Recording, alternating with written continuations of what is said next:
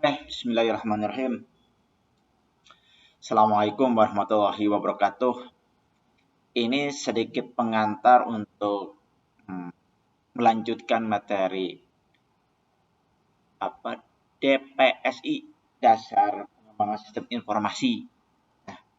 Dalam mata kuliah teori, biasanya saya jarang sekali menjelaskan satu persatu secara detail. Karena salah satu alasannya itu dulu ketika saya kuliah dan ngecek juga pemahaman teman-teman, baik teman saya semasa kuliah ataupun teman-teman yang sudah menjadi mahasiswa. Ternyata dari banyaknya sekian banyak teori atau sekian banyak mata kuliah yang bersifat teoritis, itu banyak yang masih kebingungan. Itu satu. Sehingga dengan alasan itulah saya mencoba mengubah cara belajar kita, yakni saya tidak menjelaskan terlebih dahulu, tapi saya meminta dalam bentuk tugas. Tugas walaupun dengan satu halaman, saya berharap teman-teman membaca sendiri. Dan saya punya keyakinan antara teman-teman mendengarkan penjelasan dari saya dengan teman-teman explore sendiri dari internet, kesuksesan untuk memahami teori-teori dalam komputer itu jauh akan lebih leluasa kalau kita mau mencari di internet. Sehingga saat ini apapun mata kuliahnya, bahkan walaupun saya kadang-kadang dalam praktek saya akan sering memberikan tahapan-tahapan seperti disuapi gitu. Tapi harapan yang paling besar dari saya itu sebenarnya bagaimana membangun mindset mahasiswa agar mau belajar sendiri. Tapi saya juga sedang menghindari jangan sampai dosen itu hanya memberikan tugas dan tugas. Nah, itu antara kedua terusan saya evaluasi, walaupun tidak secara komprehensif. Jadi begini, sekarang mata kuliah yang teoritis seperti DPS ini, seringkali saya memberikan clue-clue tugas, walaupun tidak langsung dikumpulkan, langsung teman-teman mencari. Contohnya untuk pertemuan sekarang saja, teman-teman diminta mencari tentang model RAD dan spiral. Kalau yang kemarin tentang waterfall dengan prototype. Nah, walaupun saya memintanya hanya satu halaman, saya berharap teman-teman ada yang membaca lebih banyak dari satu halaman dari referensinya. Tetapi dituliskan ke dalam tugas hanya satu halaman, alasan saya untuk menghindari plagiarisme. Kadang-kadang kalau merasa terlalu banyak tugas dari banyak dosen, terus mahasiswa itu saya khawatir mereka hanya kopas sehingga mengejar sekian lembar dan dikumpulkan. Nah, makanya saya batasi sampai satu halaman saja. Nah, dengan satu halaman ini, satu yang saya harapkan menghindari plagiarisme. Yang kedua, yang ditulis di tugas teman-teman itu diusahakan dibaca dan dibaca lagi. Terus dicari referensinya, dibaca lagi penjelasannya. Sehingga teman-teman harus paham. Karena suatu hari nanti akan ada diminta presentasi. Nah, enaknya di presentasi itu nggak usah pusing lagi menjelaskan apa yang ada dalam satu halaman itu. Kalaupun nanti terjadi kebingungan, baru kita diskusi. Tapi kalau sekarang terus-terusan saya jelaskan dari pertemuan satu sampai pertemuan menjelang UTS, terus ya bersifatnya satu arah dari saya, dan teman-teman bertanya hanya ala kadarnya saja, bertanya tanpa membaca referensi sebelumnya, saya sedikit pesimis bahwa teman-teman akan mampu menguasai materi secara komprehensif, secara sempurna. Nah, di sisi lain, kemampuan saya juga tetap terbatas. Sehingga kemampuan saya terbatas dibandingkan dengan referensi-referensi yang banyak bertebaran di internet. Sehingga saya berharap suatu hari nanti ketika saya ada kekeliruan dalam menjelaskan materi atau ketidakjelasan dalam menjelaskan suatu materi terkait dengan informatika, terkait dengan komputer, ada mahasiswa yang mampu mengoreksi saya. Nah, agar kesalahan-kesalahan saya atau dosen yang lain tidak bersifat waris-mewaris ke mahasiswa berikutnya.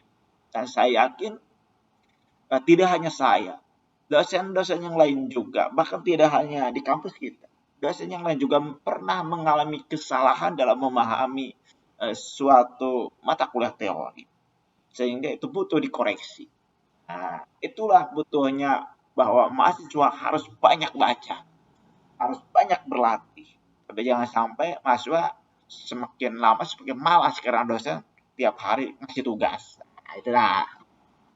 Oke, itu pengantarnya. Semoga tidak disalahartikan kenapa saya terus-terus tugas dalam hampir setiap pertemuan, khususnya materi teoritis ya.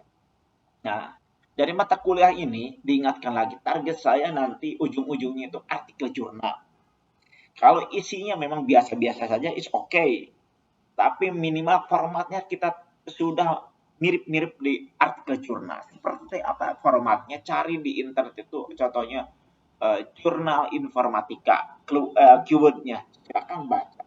Biasanya kalau di alamat webnya itu atau URL-nya itu, contohnya jurnal.upi.edu atau jurnal.ipb.ac.id.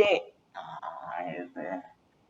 Yang begitu biasanya itu jurnal yang salah satu menjadi perhatian kampus bersangkutan untuk mengembangkannya, untuk mempublish artikel-artikel hasil karya mahasiswa dan dosennya, hasil penelitiannya. Tapi yang target dari mata kuliah ini bukan isi risetnya, bukan isi dari hasil, apakah ini hasil penelitian atau bukan. Tapi saya berharap isinya berupa ringkasan-ringkasan dari jurnal, ringkasan-ringkasan dari skripsi, langsung nanti digabungkan, jadilah satu artikel jurnal dalam formatnya. Kalau isinya agak berbeda, enggak apa-apa.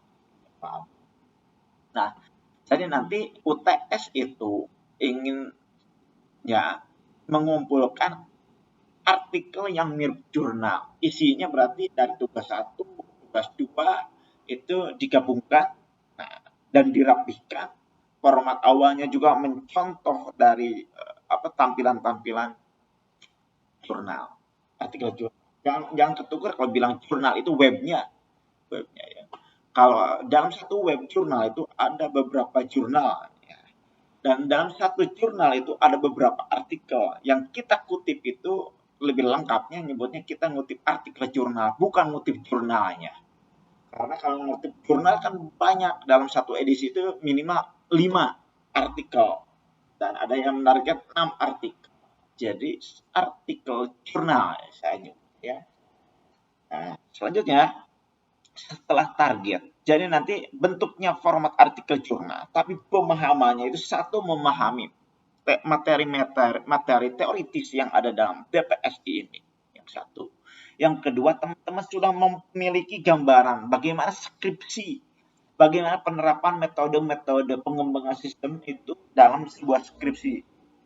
Nah, dengan harapan nanti pada saat menyusun skripsi, teman-teman tidak hanya menggunakan waterfall, tapi bisa menggunakan metode-metode yang lain. Oke.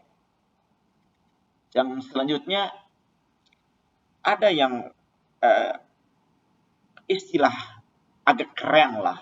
Jadi saya berharap setelah beres UAS itu kita memiliki sebuah produk.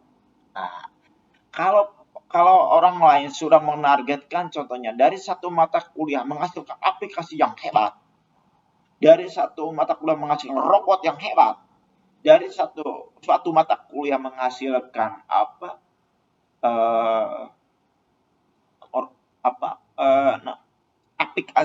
aplikasi antivirus, aplikasi bahkan ada untuk penjualan e-commerce atau mirip Tokopedia, Bukalapak yang begitu.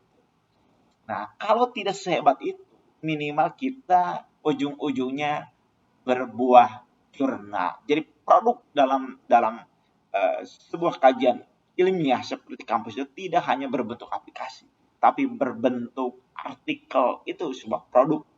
Bahkan kalau kita membuat aplikasi, tidak dibuatkan atau tidak dituliskan dalam sebuah artikel jurnal, kadang-kadang bahkan seringkali satu saya itu justru itu dipertanyakan eksistensinya. Jadi benarkah seorang mahasiswa, benarkah seorang dosen itu sudah membuat aplikasi tertentu? Nah itu pembuktiannya dilihat artikel jurnalnya ada nggak di Google atau di mesin pencari yang lain. Begitulah teman-teman, intinya saya berharap jangan sampai disalah persepsikan. Kalau sekarang saya ngasih jarang Google Meet, jarang video conference, tapi berbentuknya tugas, langsung nanti dikumpulkan. Setelah dikumpulkan, saya berharap nanti dipresentasikan, nanti memperbaiki koreksi-koreksi dari saya. Mudah-mudahan ada nanti mahasiswa saya yang menjadi peneliti, peneliti di bidang informatika. Begitu teman-teman, terima kasih. Assalamualaikum warahmatullahi wabarakatuh.